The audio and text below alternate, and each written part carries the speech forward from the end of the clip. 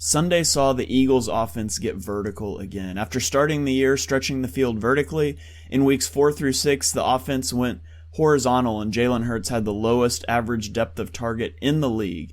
Coming out of the bye, they responded, they made some adjustments, and they got back to attacking vertically. Jalen Hurts threw 4 touchdown passes of over 25 yards against the Steelers, which was one shy of tying Dan Marino's single-game record for 25-plus yard passing touchdowns. How did the Eagles do it? Let's look at 4 touchdown passes and 1 almost touchdown pass. This first one, the Eagles are going to block 7, and they're going to run a Dagger concept. And so A.J. Brown is going to run this clear-out route, and Devonta Smith is going to run the deep in route. Now, the purpose of this is to vacate this area over the middle of the field for Devonta Smith.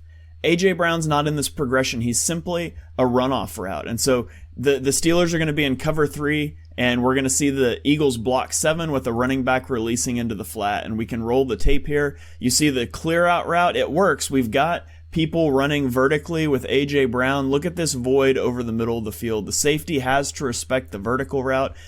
It's open. The Dagger concept has worked. Devonta Smith is wide open, and yet Jalen Hurts is going to choose to take this deep shot to A.J. Brown. This is absolutely not the right throw, and yet it works. And it works because A.J. Brown's a great receiver. Jalen Hurts does put the ball right where it needs to be if you were going to make this throw. Now, just notably, you don't want to make that throw. If this was like the 3rd or the 4th one, you would think this was just a heat check to Devontae or to A.J. Brown, but it's not. This is the first one of the game. And although it wasn't the correct read, it did set the tone for the rest of the game in what the Eagles were going to do. So let's look at the second one. This time, the Steelers are going to be in cover 1 man. So we've got 1 deep safety. We've got man coverage across the board. The Eagles are going to block 7 guys. Again, Dallas Goedert is going to block. Miles Sanders is going to block. You see that there are 7 possible blitzers here. And so the Eagles account for them. 7 guys blocking 7. And then the Eagles are just going to run vertical routes. It's going to be vertical routes from every receiver. And against single high, we're going to let it fly. And we're going to hit A.J. Brown for yet another touchdown. And so Hurts hits the top of his drop. That's beautiful sequencing.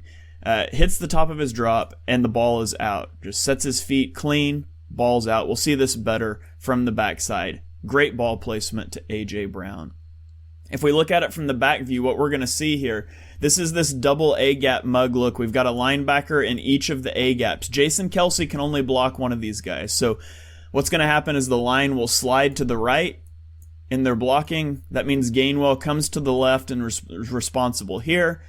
We block it up this way. Dallas Goedert is responsible for number 34 if he comes. Since he doesn't come, Goddard's just going to step into the B gap and he's going to help Landon Dickerson. And so we can see the protection is smooth. Again, the drop, the set his feet, and the ball's out. Just perfect ball placement from Jalen Hurts.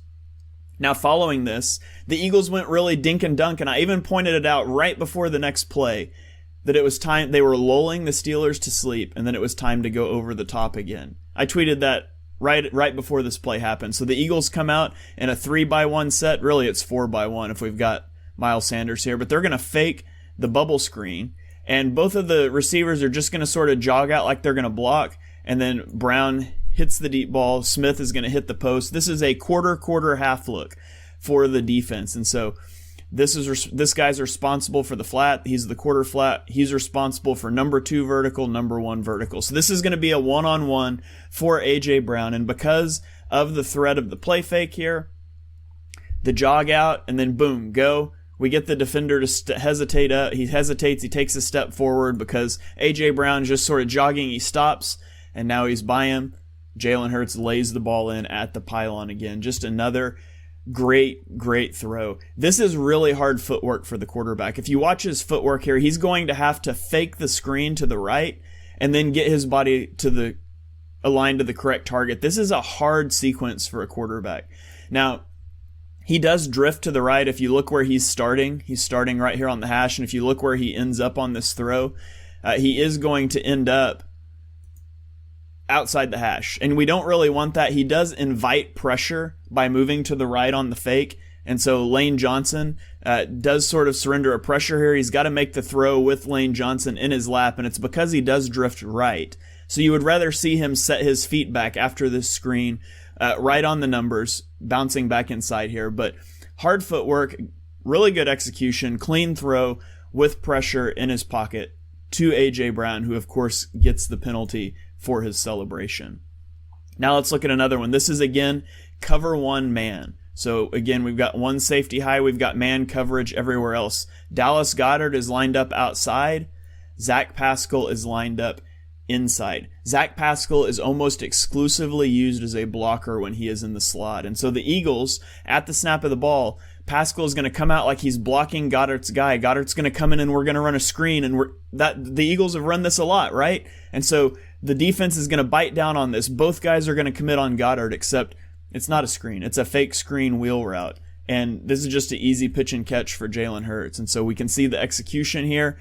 Fake screen, wheel, easy catch and throw, and then good job by Zach Pascal to get to the pylon into the end zone.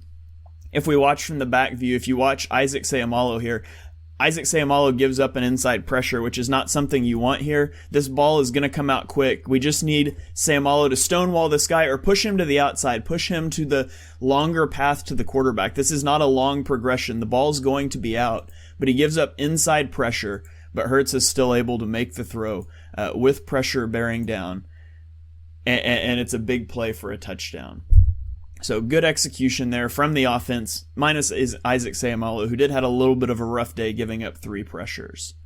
So now let's go to the last play. This is the almost touchdown to A.J. Brown. This could have been the one that tied Dan Marino's record. We're going to have a quarters look from the defense again. So he's responsible for number 1 vertical. He's responsible for number 2 vertical. And this is going to be another sort of dagger type route. We're going to have a vertical and we're going to have a deep in route.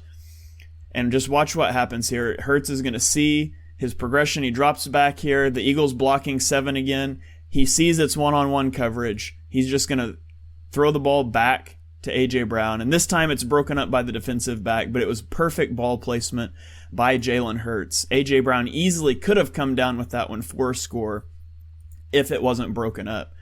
Now let's look at the protection. This is going to be a slide protection to the right. And so we're going to kick out wide, blocking. We're going to get a double team right here and a tight end double team on the backside off of this play fake. You will notice Hurts fades a little bit to the right as he drops back again. Notice he's aligned right here to the left of the hashes.